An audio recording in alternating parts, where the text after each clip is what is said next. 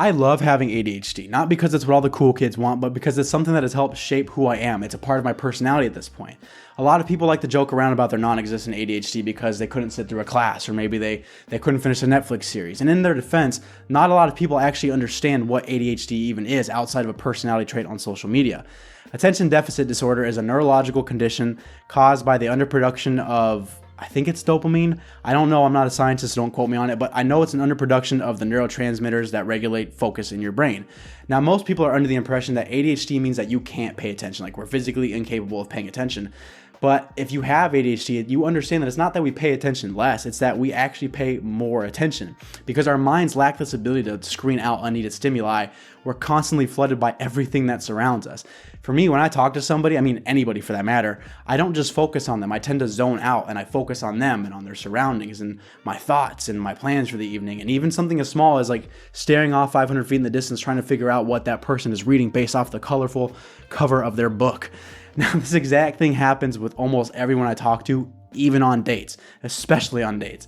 And now that I have a girlfriend, to this day, I still deal with this stuff. Like, it's still not like it just went away magically, but it's something that I had to learn to deal with throughout the dating phase of my life because it still occurs no matter what. Like, it's, like I said, it's a part of me now.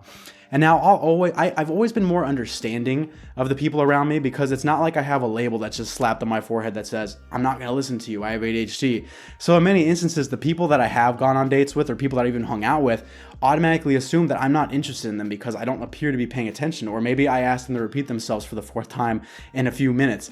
The reality is, like, I'm going to do that with everybody. I'm not saying that it's excusable by any means, but some people, without the understanding that you have ADHD or what ADHD is, may not understand that it's just being you. You're not being rude. And it took me a long time to find someone who would be more understanding of this issue without having to give them a whole full-blown science lesson. And now my current girlfriend quickly picked up on this, and she learned that it was just a part of my personality.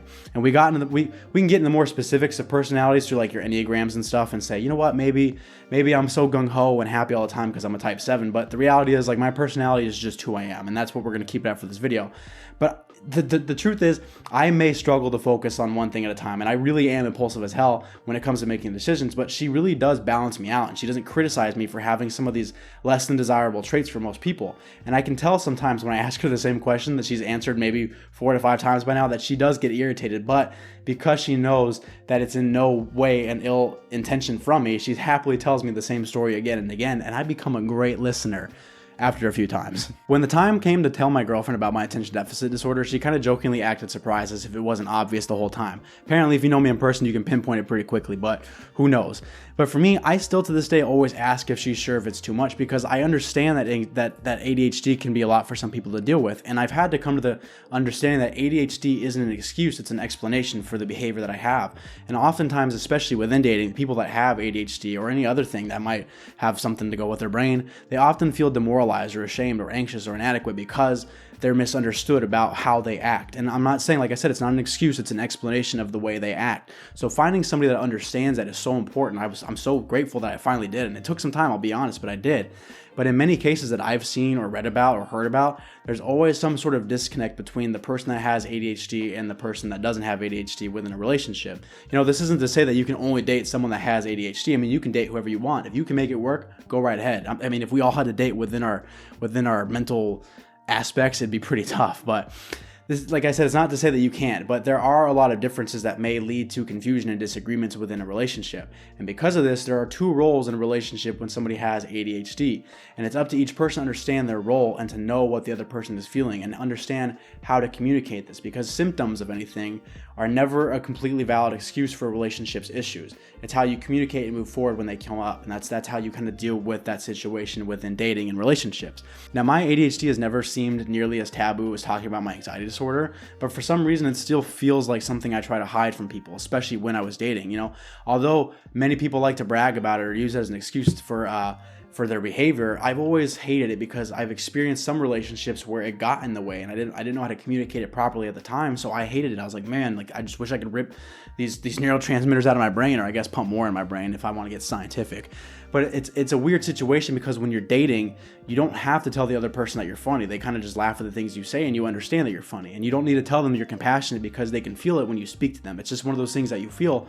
But with something like ADHD or even anxiety, it's not something that most people just pick up on. In my case, I got lucky with her because she's fantastic. But in other cases, people couldn't pick up on it. Like I said, they just thought I wasn't interested, or maybe I was just an ass. But the reality is like it was just a part of my personality, and it wasn't something that I can control unless I was taking medication.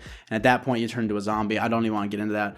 But that's what I'm saying. That's the gist of it. And it's one of those things that turns into let's sit down and talk about it. And I just never wanted this thing to hold more weight than my humor, my ability to love, or any other trait that makes me who I am. I can at least say this: when you do find the right person, you're gonna know. They understand you and they understand who you are, and they don't tell you need these zombie pills or this electroshock therapy to be the real you, because the real you is how you act. And like I said, it's a part of you. It's who you are, and it's fun, honestly. If you don't think it's fun, then get off this video. But we all just want to be someone who truly understands us. That's really what it comes down to in any relationship, is we want our partner to understand us and to love us for the real us. So that's the gist of it. Your ADHD is a part of you. Your ADD is a part of you. Your anxiety, your depression, anything that you want to put, you can fill in the blank, is a part of you. So don't let anybody tell you otherwise, because that is who you are.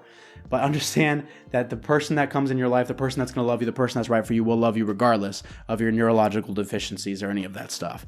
So keep that in mind as you move forward. That's all I got for today. I am so bad at wrapping up videos. I have no idea how to do it. So I'm just going to say thank you guys so much for watching. I love each and every single one of you. Thank you all so much for all the love and support. Like, subscribe, do whatever you got to do. I will see you in the next video.